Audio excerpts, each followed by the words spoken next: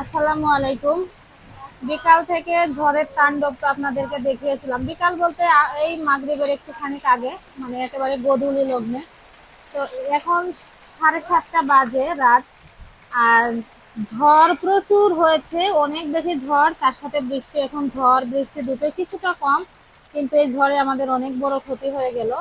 আপনাদেরকে একটু দেখায় কাছ থেকে। এই যে দেখুন, আমাদের এই যে সৌর প্যানেল, এটা ছাদে লাগানো ছিল। গত কয়েক মাস আগে আমরা নিয়েছি, এই 2-2.5 মাস মতো হবে, তার বেশি হয়তো হবে না। যে নতুন এই সৌর প্যানেল পুরো ঝড়ের কারণে মানে বাতাসে উঠে চলে আসছে, আর ভেঙে কুচি কুচি হয়তো হয়ে গেছে সামনের দিকে। আমরা এখনো বৃষ্টির কারণে নিচে নেমে দেখতে পাচ্ছি না, কারণ এখন ঝড় বৃষ্টি কমলেও কিন্তু একেবারেই থেমে যায়নি। এখনো বিদ্যুৎ চমকাচ্ছে মাঝে মাঝে, আর বৃষ্টি তো তার সাথে আছেই। তো আর পাখির ঘরের কি অবস্থা সেটা তো এখনো দেখতে পারিনি। তার সাথে আমাদের যে অনেকগুলো পাখির বাচ্চা উঠেছে, সেগুলোর এখন সঠিক তাপমাত্রা না দিতে পারলেও তো বাঁচবে না, ঠান্ডা লেগে মারা যাবে। আর এখন যেহেতু সৌর প্যানেল নাই, নষ্ট হয়ে গেল।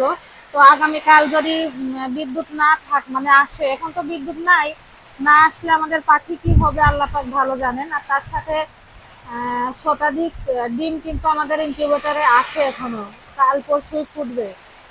আসলে বিরাট বড় ক্ষতির সম্মুখীন হলাম। আপনারা সবাই দোয়া করবেন আমার পরিবারের জন্য, যেন আমরা সবাই সহি সালামতে থাকতে পারি, আর বিপদ থেকে আল্লাহ পাক আমাদের সবাইকে রক্ষা করেন। আপনারা খুব সাবধানে থাকবেন, বিশেষ করে বাচ্চা কাচ্চাদের নিয়ে খুব সাবধানে থাকবেন, সতর্ক থাকবেন।